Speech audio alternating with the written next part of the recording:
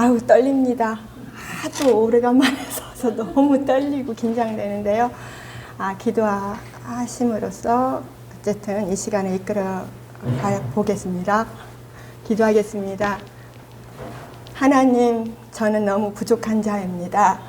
그래서 하나님의 은혜가 저희실이 필요합니다. 하나님, 이 시간을 하나님의 은혜로 채워주셔서 말씀을 전하는 저와 또한 말씀을 듣는 우리 이 모든 거인의 정원 식구들이 함께 하나님의 은혜를 경험하며 하나님 은혜에 설 수 있는 귀한 시간이 되기를 바라고 원합니다. 성령님 도와주세요. 예수님의 이름으로 기도드렸습니다. 아멘. 먼저 오늘은 제가 설교 제목을 광야에 숨겨진 은혜이며 이 은혜로 정했는데요. 부족하지만 용기를 내서 제가 준비한 만큼만 이 시간을 이끌어 가보도록 해보겠습니다. 우리는 인생을 살면서 가끔은 설명되지 않는 시간이 있지 않았나 한번 생각해 보시길 바랍니다. 기도를 했는데 응답이 없게 느껴지고 또 다윗처럼 기름 부음을 받았음에도 불구하고 왕이 되지 못하는 시간들이 우리에게 혹시 있으셨나요? 그런데 성경은 그 시간을 광야라고 부른다고 합니다.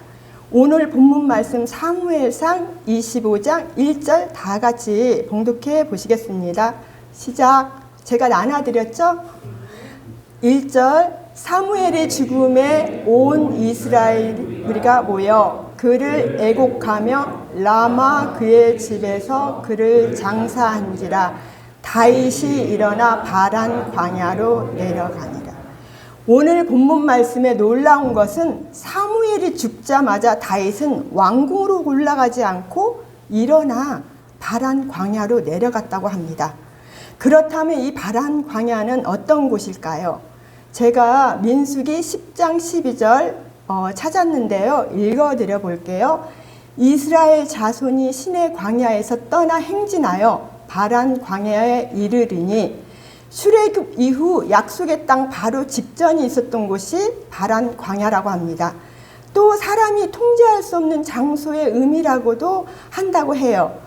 다윗에게 있어서 사무엘은 단순한 선지자가 아니었죠. 그는 다윗에게 영적 아버지와 같은 존재, 그리고 보이지 않는 보호막과 같은 존재였으며 또 그로 인해 사울 왕이 시시때때로 다윗을 죽이려고 하는 상황 속에서도 다윗을 함부로 죽이지 못했었던 것 같습니다.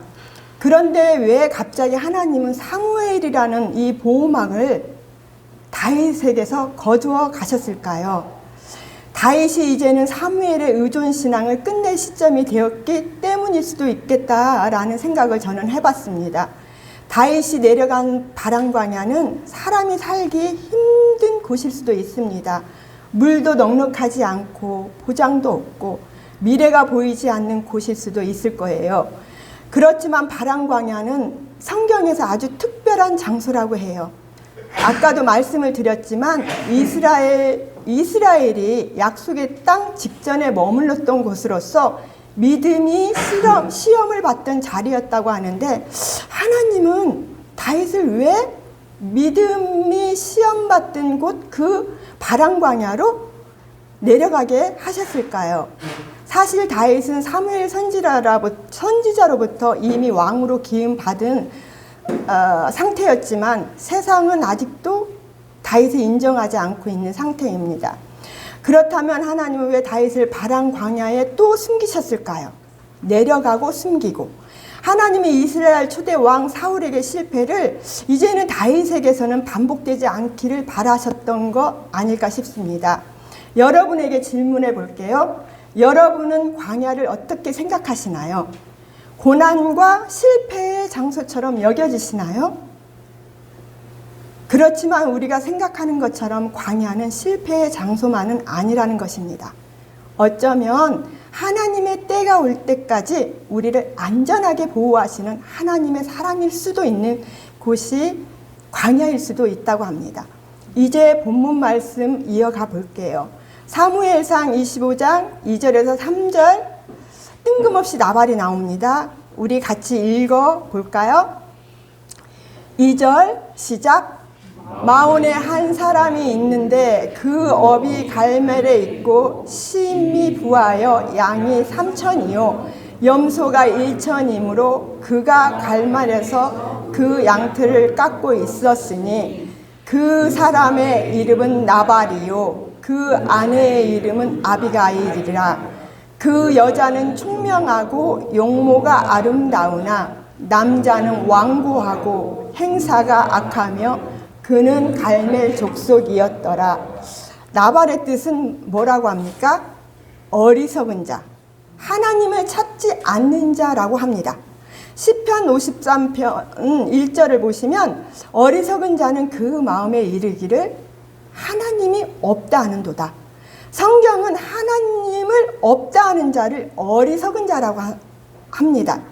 왜 하나님은 다윗이 왕이 되기 직전에 광야에서 나발 같은 어리석은 자를 만나게 하셨을까요? 사실 지금까지 다윗의 큰 시험은 사울 왕이었습니다. 사울 왕은 초대 이스라엘 왕입니다. 그러나 사울한테 하나님의 그 실망스러운 부분으로 인해서 이제는 사울을 통해 기름을 부어 이스라엘 제2대 왕으로 세우는 이 시점에 있습니다. 그런데 왜 하나님은 다윗이 왕이 되기 직전에 이 광야에서 나발 같은 어리석은 자를 만나게 하셨을까요? 사실 지금까지 다윗의 큰 실험은 사울이었죠? 사울은 끊임없이 다윗을 죽이려고 했고 다윗은 그런 사울을 끊임없이 또 아이러니하게도 살려줍니다.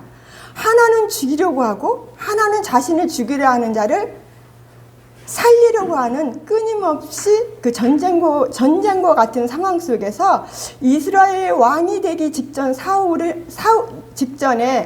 사울이 아니라 이제는 나발을 만나게 하신 것입니다. 어쩌면 사람은 큰 시험보다 아주 사소한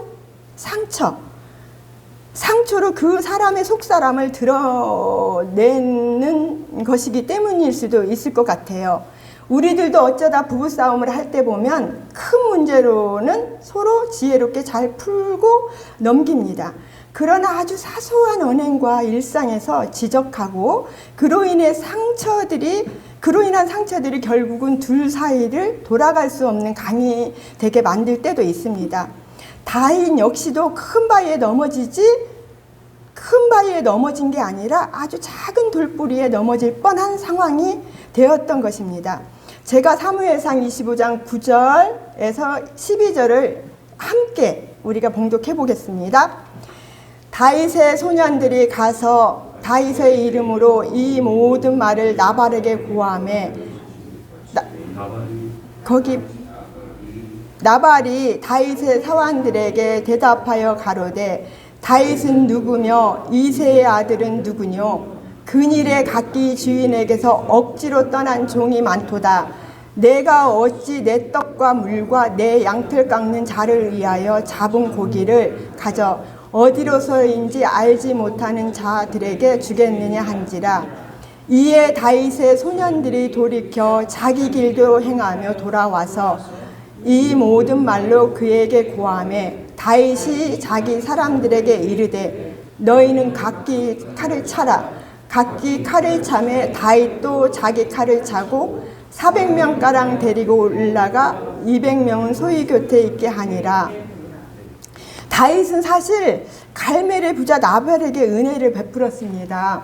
나발은 양이 3,000마리요 염소가 1,000이라고 하는 아주 부자입니다. 그런 그 목자로서의 그 양들을 지키는 과정에서 이 다윗이 많은 보호망이 되어서 그 재산을 오히려 지킬 수 있는 부분이 컸었어요. 근데 그러한 은혜를 입었음에도 불구하고 나발은 이 완고한 어리석은 나발은 다윗에게 모욕을 주는 이 상황 속에 있습니다. 이때 다윗은 즉각적으로 이 모욕을 들을 때 어떻게 하죠? 뭐라고 그랬죠? 각기 칼을 차라. 우리는 생각해 볼 수 있습니다. 다윗의 진짜 위기는 사울의 무서운 칼날이 아니라 나발의 일상 속 시험의 모독, 무시, 자존심, 억울하게 하는 그 상황 속에서 다윗이 이 무너질 위기가 생기는 걸 봅니다. 골리앗 앞에서도 담대했던 그 용감한 다윗이 지금은 그 자존심 하나에 분노가 무너지는 걸 봅니다. 어쩌면 다윗 내면에도 자신을 죽이려고 하는 사울의 모습이 있지 않았을까 하는 생각도 해봅니다. 그럼 한번 우리 자신에게 물어봅시다. 그리고 생각해 봅시다. 나의 인생에 나발 같은 사건은 무엇이 있었을까요? 인정받지 못했을 때 저는 이때도 있었습니다. 무시당할 때 이것도 저에게 해당 사항이었던 것 같습니다. 나의 자존심을 무너뜨릴 때, 아니면 나는 아무 대가도 없이 순수하게 도움을 주려고 애쓸 뿐인데 돌아온 건 의심과 모욕이 올 때였던 것 같습니다. 그러나 하나님은 사울보다 대수롭지 않은 어리석은 나발을 통해 광야에서 우리의 내면을 드러내시는 걸 봅니다. 언젠가 우리 담임 목사님께서 추천해 주신 칼과 칼집이라는 책을 읽게 되었어요. 칼집은 뭐라고 여기에서 말을 하냐면요. 칼집은 겸손이며, 칼집은 인내이며, 칼집은 침묵이며, 칼집은 자기 절제이며, 칼집은 부드러움이다. 여러분이 이 칼집을 어떻게 사용하시나요? 우리는 각기 회사에서 직장 생활을 하는 부분이 많습니다.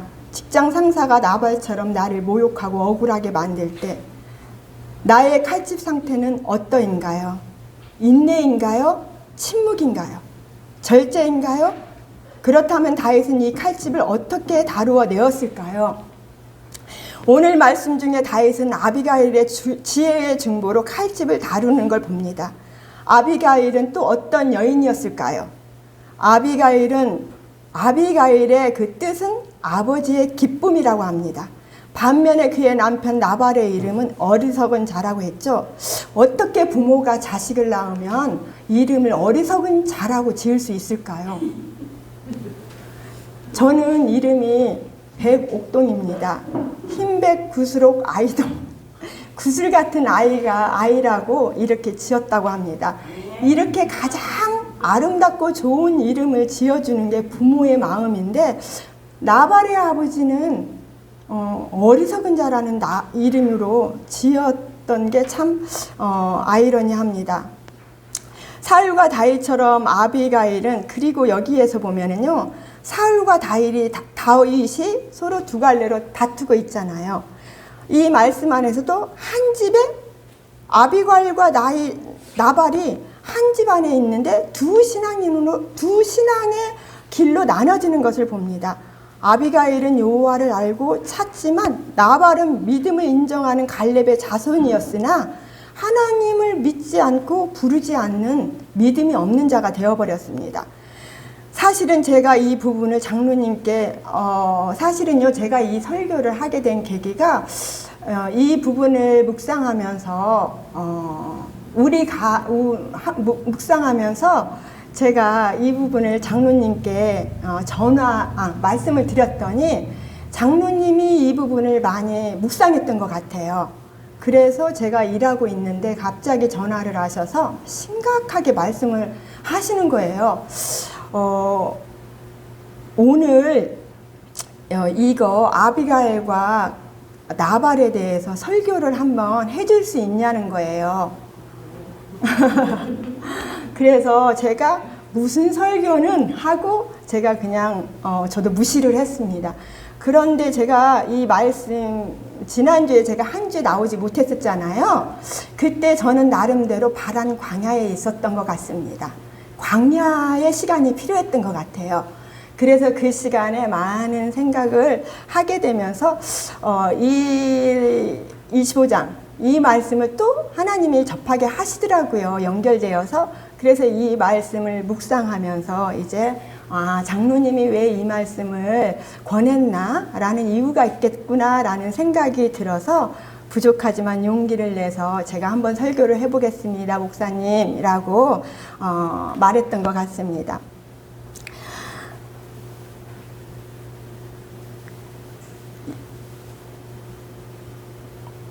이제 오늘 설교를 이제 하나님이 선택한 다윗을 아비가일의 중보로 칼집에서 칼을 빼지 않을 수 있게 한 아비가일의 지혜가 바로 오늘 설교 제목의 광야에 숨겨진 은혜일 수도 있겠구나 생각해서 이제 이 설교를 제가 준비했었습니다. 다윗은 모욕감으로 끔찍한 살인을 저지를 뻔했어요. 이제 하나님 말씀에서 그럼 아비가일의 지혜가 어떤 지혜였나 한번 우리 함께 읽어봤으면 좋겠습니다. 아비가일의 지혜에서 우리가 묵상하면서 배울 점이 참 많이 있어서 이 말씀을 한번 다 같이 우리가 읽어봤으면 좋겠습니다. 23절에서 31절 길어요. 23절 준비되었나요? 없습니까? 그래요? 그럼 제가 읽어드리겠습니다. 아비가일이 다윗을 보고 급히 나귀에서 내려 다윗의 앞에 엎드려 그 얼굴을 땅에 대니라. 그가 다윗의 발에 엎드려 가로되 내 주여 청컨대 이 죄악을 나 곧 내게로 돌리시고 여종으로 주의 귀에 말하게 하시고 이 여종의 말을 들으소서. 원하옵나니 내 주는 이 불량한 사람 나발을 개의치 마옵소서. 그 이름이 그에게 적당하니 그 이름이 나발이라. 그는 미련한 자니이다. 여종은 내 주에 보내신 소년들을 보지 못하였나이다. 내 주여 여호와께서 사시고 내 주도 살아계시거니와 내 주의 손으로 피를 흘려 친히 보수하는 일을 여호와께서 막으셨으니 내 주의 원수들과 내 주를 헤아려 하는 자들은 나발과 같이 되기를 원하나이다. 요종이 내 주에게 가져온 이 예물과 내 주를 쫓는 이 소년들의 예물로 내 주를 쫓는 소년들에게 주게 하시고 주의 요종의 허물을 사하여 주옵소서. 여호와께서 반드시 내 주를 위하여 든든한 집을 세우시리니 이는 내 주께서 여호와의 싸움을 싸우심이요 내 주의 일생에 내 주에게서 악한 일을 찾을 수 없음이니이다.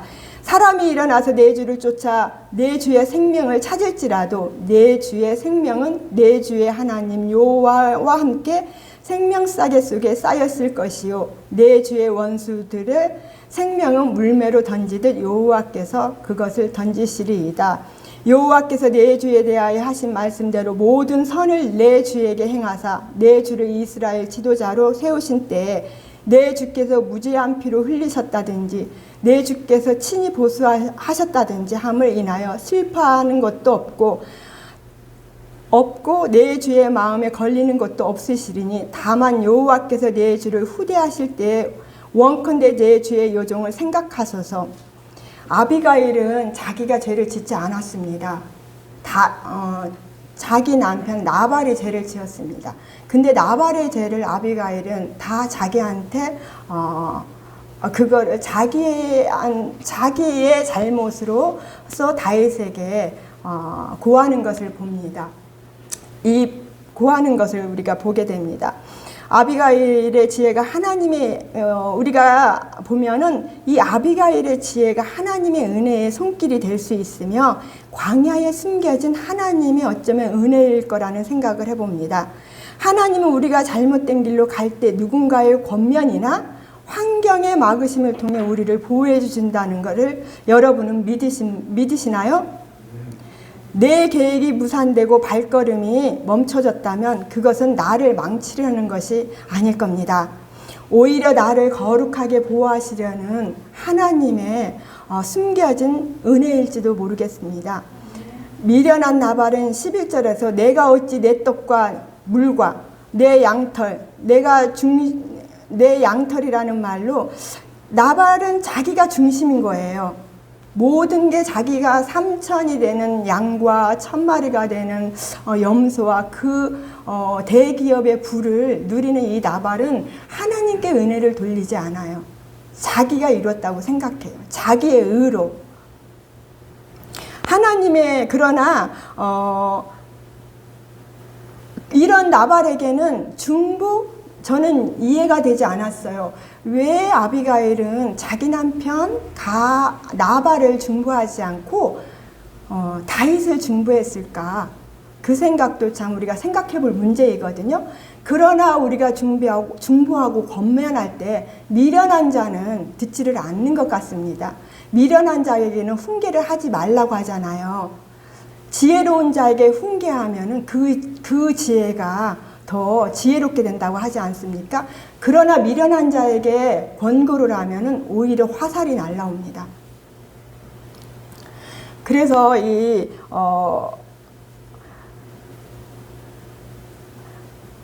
우리는 광야에서 우리는 그렇다면은 우리의 일상에서 우리를 교훈해주고 우리에게 말씀으로 권면해 주시는 아비가일은 우리 곁에 있을까요? 지금 혹시 나발 같은 사람 때문에 마음이 힘드신 부분은 없으신가요? 그로 인해 마음에 칼을 차고 있지는 않으실까요? 하나님은 오늘 우리에게도 아비가일의 음성을 들려주고 싶어 하시는 것을 봅니다. 멈춰라, 내가 대신 너를 대신에 싸우고 있다. 너는 거룩함만을 지켜라. 광야의 진정한 은혜는 어쩌면 고난이 사라지는 것이 아닐 수도 있습니다. 그렇다면 좋겠지요. 고난 속에서도 내가 하나님의 사람으로 빚어지는 시간일 수도 있다라는 것을 한 번쯤 우리가 이 시간을 통해 생각해 봤으면 좋겠습니다. 거인의 종은 가족 성도님들은 연약할 수 있어요. 그러나 아비가일과 같이 영혼을 살리는 중보자가 되시길 바라봅니다.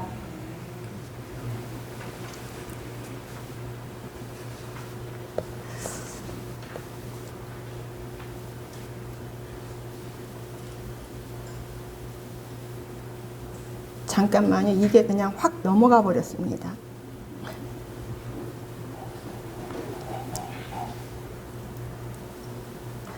죄송합니다.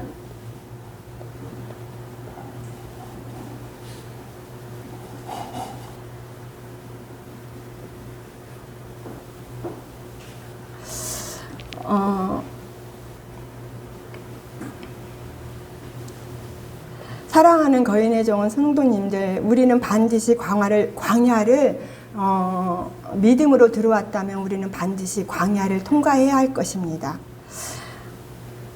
광야는 많이 있었습니다. 스르 광야, 신광야, 시내 광야, 바람 광야, 가데스 광야, 모세 미디안 광야, 또 예수님조차도 유대 광야를 걸치게 됩니다.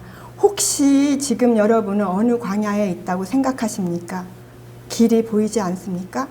어쩌면 광야는 우리 환경 변화로 끝나지 않고 더 이상은 왕이 될 날짜조차도 묻지 못할 때, 그리고 광야에서 하나님이면 충분하지 하는 고백이 있을 때 아마 하나님께서 그 광야를 끝내지 않으실까 하는 생각도 해봅니다. 광야는 버림받은 장소가 아니라는 것, 왕을 준비하는 하나님의 숨겨진 은혜이라는 것을 믿으시기 바라요. 바람 광야는 실패가 결코 아닙니다. 지연도 아닐 것입니다. 우리는 짐작할 수 없으나 하나님은 풍성한 은혜가 숨겨진 자리일 수도 있습니다.